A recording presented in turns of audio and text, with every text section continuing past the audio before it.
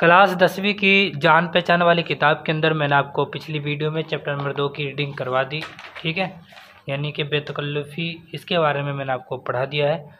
आज की वीडियो में इनके क्वेश्चन आंसर को देखेंगे, माना और क्वेश्चन आंसर को पढ़ेंगे। ठीक है, तो चलिए वीडियो को शुरू करते हैं। वीडियो को शुरू करने से पहले अगर आप हमारे इस चैनल पर नए हैं तो इस चैनल को जरूर सब्सक्राइब कर लें, शेयर कर दें, लाइक ज़रूर करें। तो चलिए शुरू करते हैं।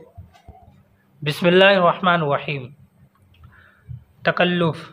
तकल्लुफ़ का मतलब है तकलीफ़ उठाकर कोई काम करना, बनावट, ज़ाहिरदारी, दिखावा। मिराज। मिराज का मतलब है बुलंदी, ऊंचाई। शाहिद। शाहिद का मतलब है गवाह। राहत। राहत का मतलब है आराम, आसाइश। नाहिंजार। नाहिंजार का मतलब है बुरी चाल चलने वाला। अफू तलब यानी कि माफ़ी मांगने वाला। यकलख्त फ़ौरन, अचानक। माज़रत। माज़रत का मतलब है उज़्र। मुस्तार। मुस्तार का मतलब है मांगा हुआ, उधार लिया हुआ। इक्तिफ़ा। इक्तिफ़ा का मतलब है काफ़ी समझना, किफ़ायत करना। अदम मौजूदगी यानी कि गैर हाज़िरी। करम। करम का मतलब इनायत, मेहरबानी। विदा, रुखसत, जुदाई। गुरूब। गुरूब का मतलब है सूरज या चांद का डूबना। निफासत। निफासत का मतलब है खूबी या उम्दगी। कसाफत यानी कि गिलाजत या फिर गाढ़ापन। आइए अब इनके क्वेश्चन को देखते हैं। सवाल नंबर 1 है, बेतकल्लुफ़ी से क्या परेशानी होती है? जवाब है, बेतकल्लुफ़ी से बड़ी परेशानी ये होती है कि बेतकल्लुफ़ वक्त बे वक्त ऐसी हरकतें करते हैं जिनसे दूसरों के सामने शर्मिंदा होना पड़ता है और दूसरे लोग ये समझते हैं कि ये साहब भी इसी तरह बेहुदा बदतमीज़ होंगे, जब ही तो ये बिला किसी झिझक ये गुफ्तगू और ये हरकतें हो रही है। सवाल नंबर 2 है, ठीकरे ने अपने एक किरदार की बेतकल्लुफ़ी का जिक्र किस तरह किया है? जवाब है, ठीकरे ने अपने एक किरदार के मुतालिक ये बताया है कि जब भी वो अपने एक दोस्त के पास ठहरते तो जाते वक्त उनकी एक कमीज़ उधार ले जाते कि कुछ दिन बाद वापस कर देंगे। सवाल नंबर 3 है, ए ज़ौक़ तकल्लुफ़ में है तकलीफ़ सरासर। इस मिसरे में शायर क्या कहना चाहता है? जवाब है, इस मिसरे में शायर ये कहना चाहता है कि तकल्लुफ़ करने में अक्सर नुकसान होता है। इस शेर का दूसरा मिसरा ये है कि आराम से वो है जो तकल्लुफ़ नहीं करते, यानी बेतकल्लुफ़ी के साथ खाते पीते हैं, आमदो रफ्त में भी एहतियात नहीं करते, सरे राह इस तरह लोगों से मिलते हैं जैसे सभी इन जैसे हों, किसी के घर जाते हैं तो वहाँ भी बेतकल्लुफ़ी का मुज़ाहरा करते हैं।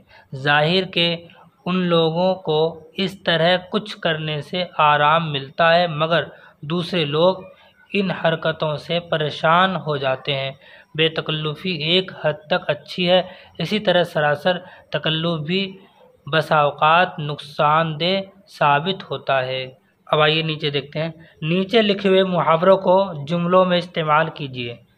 मुहावरे पढ़ते हैं, इनको जुमले में इस्तेमाल करते हैं। हींग ना लगे फिटकरी। मशहूर बात है कि हींग लगे ना फिटकरी, रंग चोखा।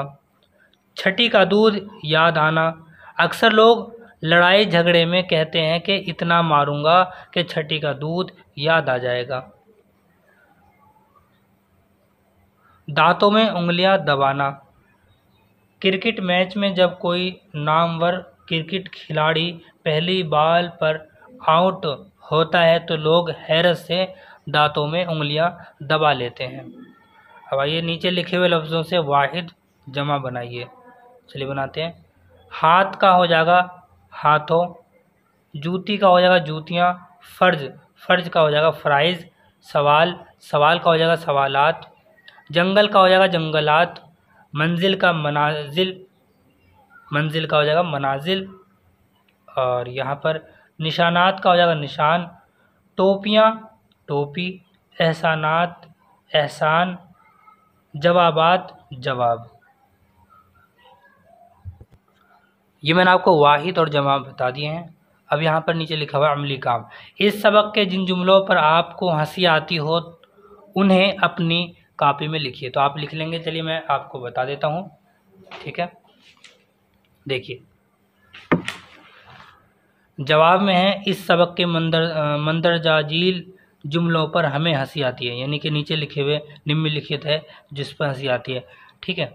नंबर 1, अगर आपकी दारोगा जन्नत से दोस्ती है तो हो सकता है कि मजाक में वो आपको बागे बहिश्त की किसी नहर में इतने गोते दिलवाए कि आपको छठी का दूध याद आ जाए।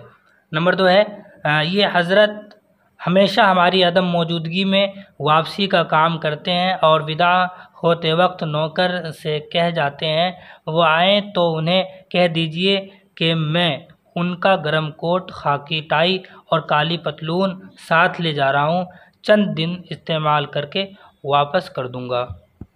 ये मैंने चैप्टर 2 के क्वेश्चन आंसर आपको करवा दिए, ठीक है। अगली वीडियो में चैप्टर नंबर 3 की रीडिंग करेंगे और इनके क्वेश्चन आंसर भी इसमें कर देंगे अगली वीडियो में, ठीक है। तो मिलते हैं अगली वीडियो में, तब तक के लिए अस्सलामु अलैकुम व रहमतुल्लाह।